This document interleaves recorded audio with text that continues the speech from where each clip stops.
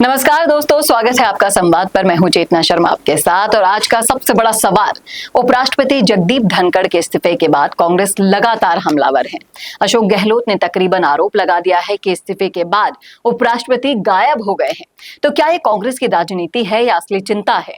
इस पर चर्चा करने के लिए हमारे साथ मौजूद हैं बीजेपी के प्रदेश संयोजक दिनेश पोद्दार जी। सर, आपका बहुत बहुत स्वागत है।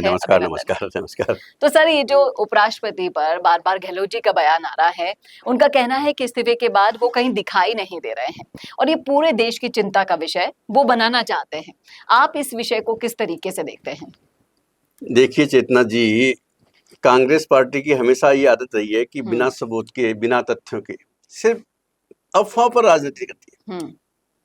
माननीय जगदीप धनखड़ जी ने अगर स्वास्थ्य कारणों से इस्तीफा दिया है तो उनका सम्मान करना चाहिए, न कि उनका मजाक उड़ाना। अशोक गहलोत जी खुद 3 बार मुख्यमंत्री रह चुके हैं। उन्हें तो कम से कम इस संवैधानिक पद की गरिमा को समझनी चाहिए। लेकिन उनकी राजनीति हमेशा आरोप और प्रत्यारोप और भ्रम फैलाने तक सीमित रही है। सच्चाई यह है कि गहलोत जी को सिर्फ मीडिया की सुर्खियां चाहिए, जनता की असली चिंता करने से उनको लेना देना नहीं है। जी सर, लेकिन सर गहलोत जी का अगर कहना देखें तो उनका कहना है कि अगर सच में स्वास्थ्य कारण है तो प्रधानमंत्री उनसे मिलने क्यों नहीं जा रहे, कैबिनेट मंत्री उनसे मिलने क्यों नहीं जा रहे?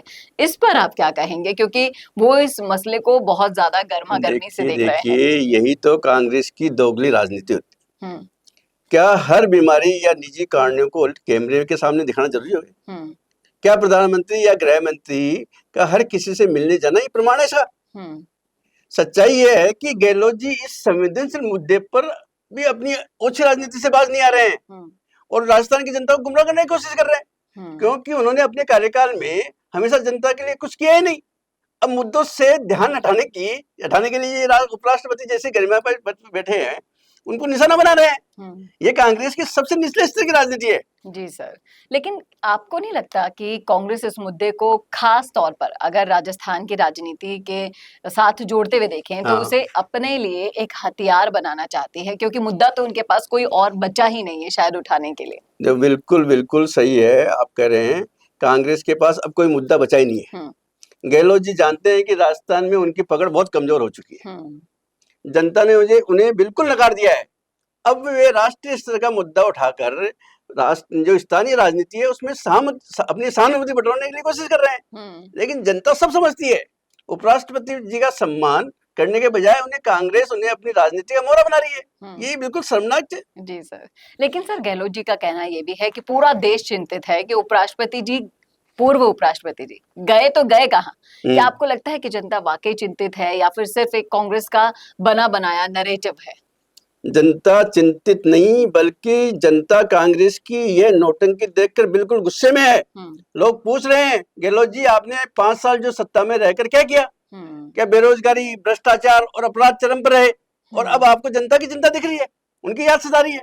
सच्चाई यह है कि गहलोत जी ने राजनीतिक में मुद्दों की कमी से ध्यान हटाने के लिए उपराष्ट्रपति का नाम उछाला है, लेकिन देश की जनता उपराष्ट्रपति का पूरा सम्मान करती है और ऐसे संवेदनशील मामलों पर कांग्रेस की जो घिनौनी राजनीति है उसको नकार रही है। जी, और कहीं ना कहीं जिस तरीके से इस मामले को भुनाया जा रहा है उसको इतर रखकर अगर समस्याओं पर, जनता की असली समस्याओं पर फोकस करते गहलोत जी तो बात कुछ और होती। सिमटती हुई कांग्रेस थोड़ी तो शायद अपनी लाज बचा पाती। सर, इस मुद्दे पर अपनी राय रखने के लिए बहुत बहुत शुक्रिया।